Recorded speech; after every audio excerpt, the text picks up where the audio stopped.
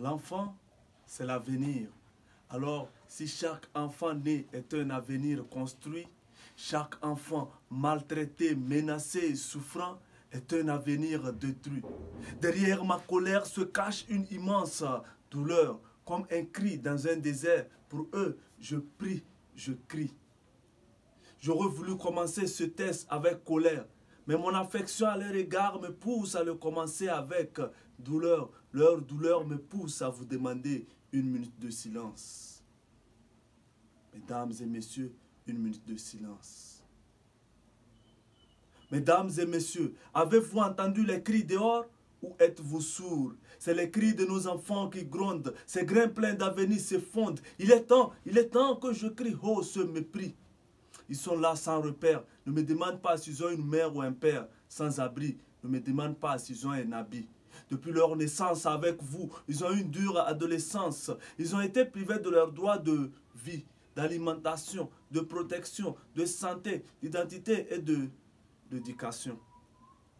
Pendant que d'autres sont choyés, eux, ils sont menacés. Pendant que d'autres vont à l'école, eux, ils font du ménage. Pendant que d'autres sourient, eux, ils pleurent. Pendant que d'autres gagnent, eux, ils perdent.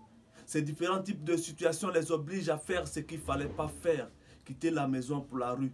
Là-bas, ils sont obligés de faire des travaux durs, d'être exploités, de mendier, de même voler pour pouvoir manger.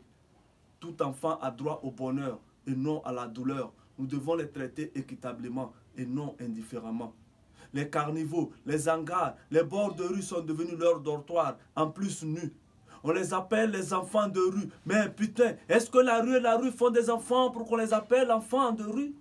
Où sont passées vos responsabilités de père et de mère, vos rôles de dirigeant et de responsable?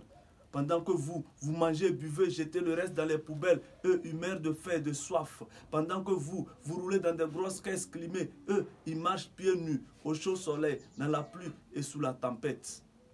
À qui la faute? Est-ce les parents ou la société? De toute façon, chacun me donnera sa réponse et ses raisons. Désormais, plus de violence, de maltraitance, de division et de discrimination à leur égard. Ils doivent être traités équitablement, gentiment et non indifféremment. Si ce que je dis rentre dans vos cerveaux, alors vous savez ce que ça vaut. Œuvrons tous pour l'humanité. Ensemble, luttons tous aux côtés de l'UNICEF, des SOS, des ONG et de tous les partenaires de partout dans le monde pour la journée du 20 novembre, journée internationale des droits de l'enfant, pour mettre fin à ce fléau. Stop. Un saint dans un salam saint pour un monde meilleur et sain. Appelez-moi simplement Fakir le Saint. Merci.